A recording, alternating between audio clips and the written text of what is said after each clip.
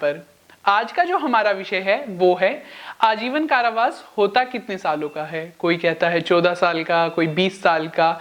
Actually होता क्या है, लाइफ इम्प्रिजनमेंट, उम्र कैद या कहिए आजीवन कारावास।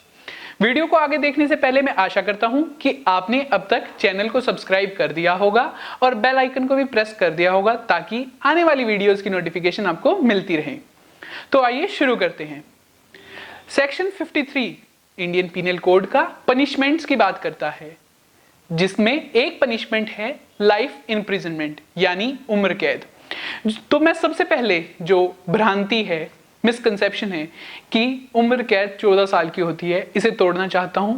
उम्र कैद का मतलब है जब तक वो व्यक्ति जिंदा है तब तक वह व्यक्ति जेल में रहेगा। लेकिन सेक्शन 55 आईपीसी का ही यानी सेक्शन 55 इंडियन पीनल कोड ही गवर्नमेंट को एक पावर देता है कि जिस व्यक्ति को लाइफ इम्प्रिजनमेंट मिली है उसे सरकार 14 साल से पहले छोड़ सकती है। ये एक आर्बिट्रेरी पावर नहीं है कि हम अगर बात करें कि सरकार किसी को भी नहीं छोड़ सकती। सरकार उस व्यक्ति को छोड़ सकती है जिसका नेचर सुधर गया है। जैसे कि हम देखते हैं कि 15 अगस्त को और 26 जनवरी को अक्सर लोगों को छोड़ा जाता है जिनको लाइफ इम्प्रिजनमेंट मिली होती है। इसके पीछे एक कारण है कि जो व्यक्ति है वो समाज के लिए अब एसेट बन सकता है, सोसाइटी के लिए कुछ अच्छा कर सकता है। इसके लिए बाकायदा एक रिव्यू कमेटी बैठती है जो कि उस व्यक्ति के, उस पर्सन के सारे चरित्र का मतलब उसकी एक्टिविटीज जो उसने जेल में की हैं, उसके बिहेवियर को सब चेक करती हैं और उसी के बाद ही गवर्नमेंट उसको 14 साल से पहले रिहा कर देती है। सेक्शन 57 इंडियन पीनल कोड का क्या कहता है कि अगर जब भी कैलकुलेशन की जाएगी, अगर हम आजीवन कारावास की कैलकुलेशन करेंगे तो ये कैलकुलेशन 20 इयर्स की होगी। अब कैलकुलेशन क्यों की जाएगी?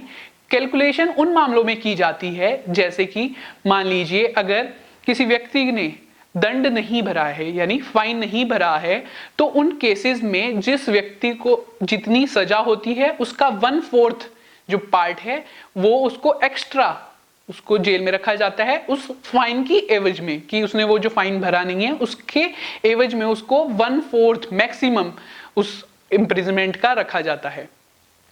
तो दोनों भ्रांतियां हमने क्लियर कर ली हैं कि 14 साल कैसे और 20 साल कैसे, जो बात हमने आज तक सुनी थी। इसके अलावा अब मैं बात करूंगा सीआरपीसी यानी क्रिमिनल प्रोसीजर कोड। उसका सेक्शन जो 433 है वो पावर देता है, क्या कहता है, स्टेट गवर्नमेंट या कहिए सेंट्रल गवर्नमेंट, जो भी एप्रोप्रिएट गवर्नमेंट है वो डिसाइड करती है और उस व्यक्ति को 14 साल से पहले रिहा कर सकती है। मान लीजिए 11 साल 12 साल। ये माना जाता है कि कोर्ट द्वारा एक बार अगर किसी व्यक्ति को सजा दे दी जाती है उसके बाद वह सरकार की जिम्मेदारी बन जाता है। अब हमने जाना 433 क्या कहता है, अब हम जानते हैं 433A क्या कहता है। 433A क्या कहता है, अगर किसी व्यक्ति को ऐसे अपराध में यानी ऐसे ऑफेंस में सजा मिली है जिसकी सजा डेथ पेनल्टी भी हो सकती थी लेकिन कोर्ट ने उसे लाइफ इम्प्रिजनमेंट की सजा दी, तो उस केस में गवर्नमेंट उसे जब तक 14 साल पूरे नहीं हो जाते तब तक उसे रिहा नहीं कर सकती। यानी 14 साल पहले पूरे होंगे उसी के बाद गवर्नमेंट उस व्यक्ति को रिहा कर सकती है। बहुत ही कंफ्यूजिंग था, मैं आपको एक बार शॉर्ट में इसको दोबारा से समझा देता हूं। तो लाइफ इम्प्रिजनमेंट का मतलब है आजीवन कारावास। आजीवन कारावास मतलब जब तक वो व्यक्ति जिंदा रहेगा तब तक वह जेल में रहेगा। लेकिन सरकार के पास एक अधिकार है जिसके तहत वह उस व्यक्ति को 14 साल से पहले रिहा कर सकती है। उसका बिहेवियर देख के, जेल में जैसा उसका बिहेवियर अच्छा है तो उसे गवर्नमेंट रिव्यू कमेटी के थ्रू पास कराकर उस व्यक्ति को रिहा कर सकती है। लेकिन अगर उस व्यक्ति को ऐसे गुनाह में यानी ऐसे अपराध में सजा मिली है जिसमें उसे डेथ पेनल्टी भी मिल सकती थी लेकिन उसे लाइफ इम्प्रिजनमेंट दी गई कोर्ट के द्वारा, तो उन केसेस में पहले 14 साल पूरे होंगे उसी के बाद रिहा कर सकते हैं। तो हमने जाना लाइफ इम्प्रिजनमेंट होती क्या है। 14 और 20 साल की जो भ्रांतियां हैं वो जरूर आपकी टूटी होंगी। वीडियो को लाइक करें, शेयर करें और कमेंट करें, क्योंकि आपके जो कमेंट हैं वो हमारे लिए बहुत ज्यादा इंपॉर्टेंट हैं। उनमें जरूर बताएं कि आपको वीडियो कैसी लगी और आप अगला टॉपिक क्या चाहते हैं। धन्यवाद।